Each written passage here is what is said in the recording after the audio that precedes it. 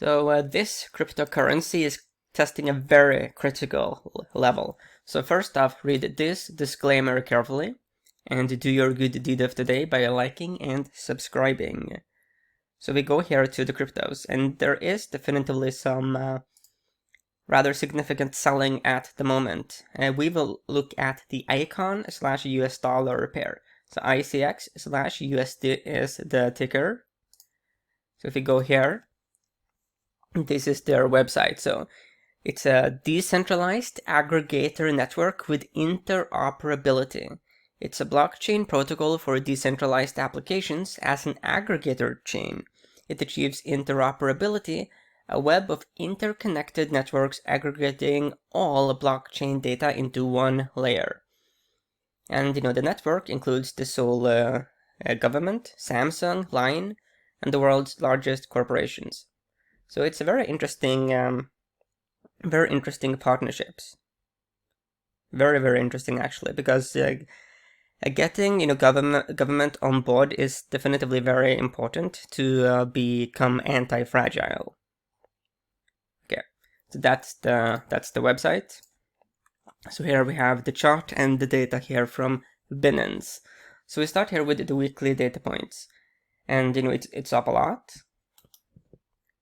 But we do see that pullback that we have seen across multiple cryptocurrencies. So definitively we do see a market deterioration.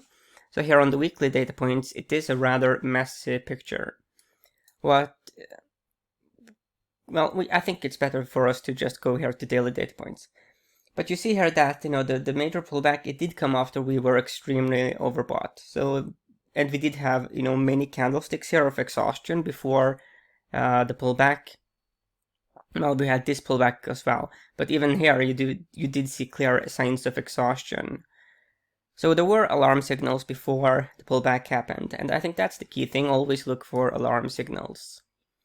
So here on the daily data points, we do have I think we should use blue. No, we should use pink. So you definitively have a head and shoulders pattern. That is a bearish technical pattern. You do have, a neckline. What is a bit interesting from a more bullish standpoint, that is definitively the blue 100-day moving average. It functioned well as support here. It had the magnetic function here as well. And right here and right there now, we are using that as a support level.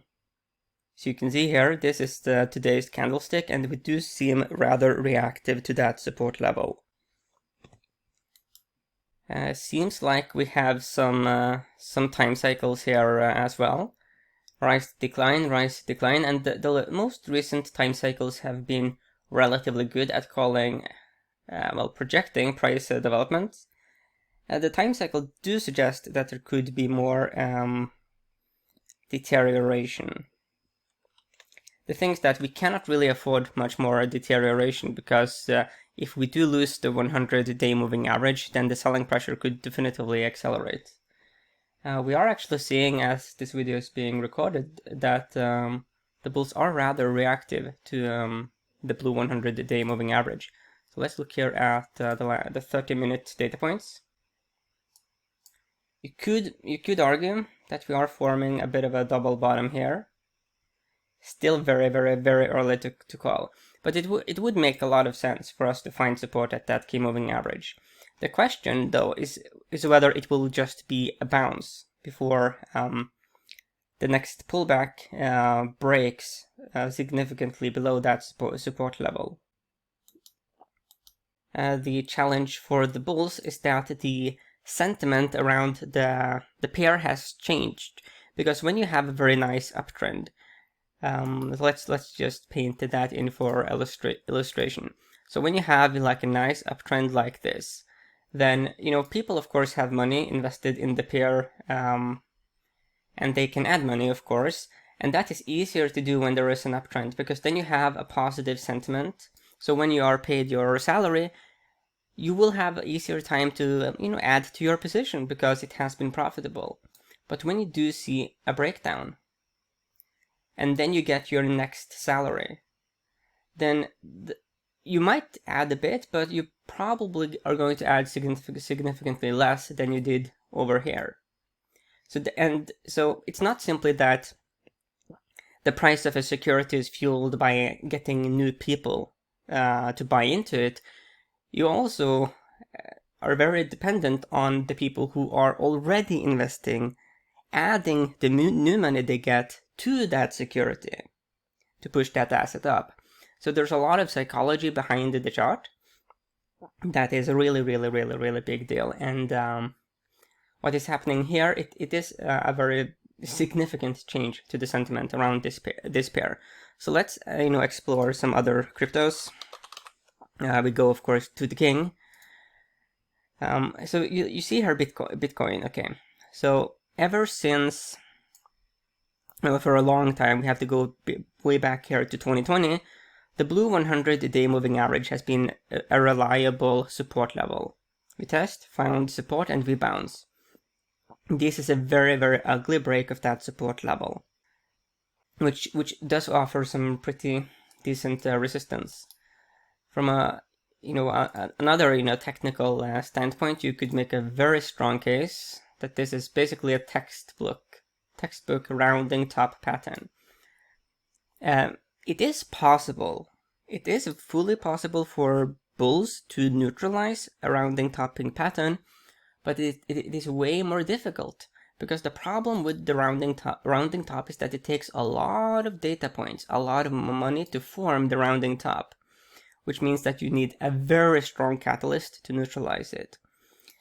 And that is why it is very important to look at technical patterns that used a lot of money and data to form, because then they become more reliable. That is very different from, let's say you have one candlestick. Like one candlestick, it can matter, but the gravitational force of one candlestick is far less than all of the other, than a huge bunch of them. So yeah, it's a bit of a messy situation here for Bitcoin, but sure, we could have a bit of a bounce. But the sentiment has definitively changed, and people's willingness to add money they get through salaries and other stuff to load up on these cryptos that are breaking down, it is going to be reduced. So here you have Ethereum, which has been significantly outperforming Bitcoin as of late. When it comes to business, there's this thing called first mover advantage, but also something called last mover advantage. It's because it is not given that the first one to the inventor is going to be the most successful one, and Bitcoin was definitively the first mover. But there are problems in the design of Bitcoin that makes it very difficult to scale. There are ways through layers and all kinds of fancy tech to make it more usable, but there is definitively a disadvantage by having originated in that mysterious manner, in which it is very difficult to really fix the underlying issues. Ethereum does not have that problem, and Ethereum 2.0 and the other plans down the pipeline are definitively going to make it far likely that Ethereum can be a very real globally used cryptocurrency. Anyway, here is the chart. It is holding up far better than the others, many of the others at least, but we are coming from a very overbought level, very overbought indeed, and I would not be shocked to see a meaningful correction. You see that the green 50-day moving average has been a key support level. Also the 20-day moving average here in purple. There's nothing disturbing about revisiting those moving averages. As a matter of fact, you should be more disturbed if we do get into full hyperbolic bubble mode, because that's not sustainable.